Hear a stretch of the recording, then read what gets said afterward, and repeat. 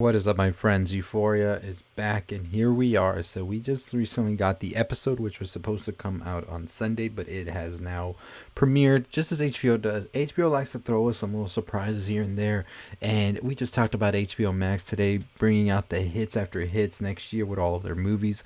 Warner Brothers is going to be releasing them. Go check out that video to know more about that. But let's talk about Euphoria. That's what you came here for.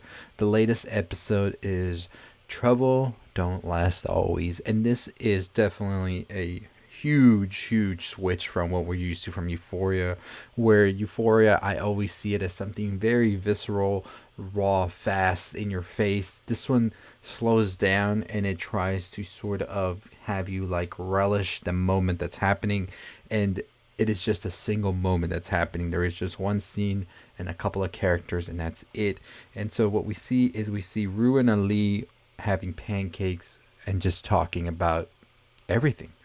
And so I thought that that was a pretty good way to continue from season one's finale, where everything that happened in season one up until this point, it's like there had to be some sort of like pause or sort of like slow down for the characters, especially Rue's character, to catch herself from when she was going and see exactly where she's headed to next. And so, as we know in the finale, she was left and now she's pretty much heartbroken and back and relapsed.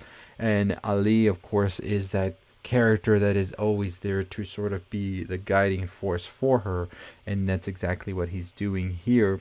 As in this episode, we really get to know who Rue really is inside and out, and she pretty much is expressing herself in a way that she really hasn't opened herself up to, and this is sort of her most vulnerable position, but by the end of it, a bit stronger as well. So I thought that that was a pretty interesting thing from the episode. Now, this is an episode that was actually filmed during everything that's going around, and so they took extra precautions and everything. And I said in the trailer when it got released earlier this week that I was pretty sure that we weren't going to be seeing many of the other characters be shown here, and that's because of all of this. But nonetheless, I think that even if there wasn't anything going on and they were able to film as much as they were be able to in a normal situation, I think still keeping it with these two characters and really having them be fleshed out even more was the proper way to handle all of this, and definitely give us more as we head into season 2 of Euphoria. So that should be coming out sometime in 2021, hopefully. But we are going to be getting one more special episode coming before that, which I think is going to maybe focus on Jules' side of things and really flesh out that character even more. So by the time we get to season 2, we have our two main characters pretty much opened up, and we are going to understand them more, and whatever happens, we will feel it more for them, because the more you get to know a character, the more you feel for them. And so this episode definitely does that for Rue, where we really are understanding where she's coming from and sort of see how she was able to relapse, and now she's in this sort of like rock bottom stage, but slowly trying to get back up there again.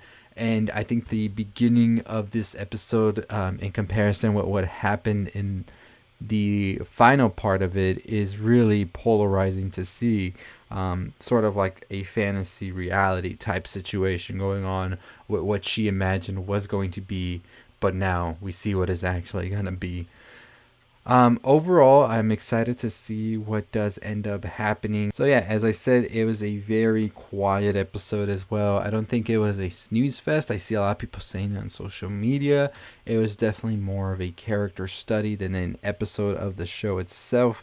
And that's always a good thing. It's, you gotta pump the brakes sometime, because you go too fast, the characters do end up burning up. And I think that then showing this character of Rue sort of like hit a brick wall, that's the best way I could say it, and sort of like have to pick herself back up in order to climb this brick wall.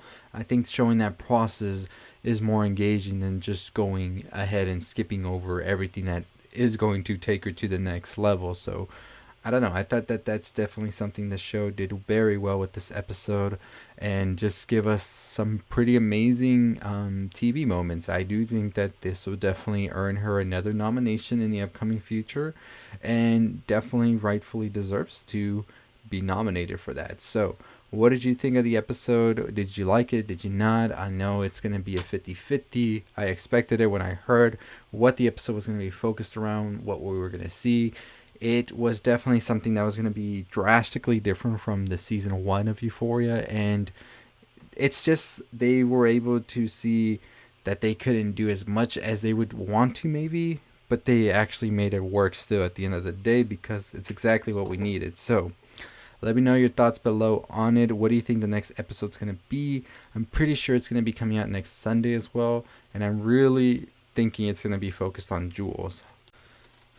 But that is going to do it for me. As always, I will be making a theory video on season 2 of Euphoria as we get closer to that. I'm not sure if I'm going to be releasing it this year, probably till next year, but we'll see what happens next episode. And if we get more information or clues or anything about what might happen, definitely will do that video before the end of the year. But if not, I'll wait a little bit more until we get more details. I'm not sure if they started filming for season 2 yet. I think that they were going to start sometime next year.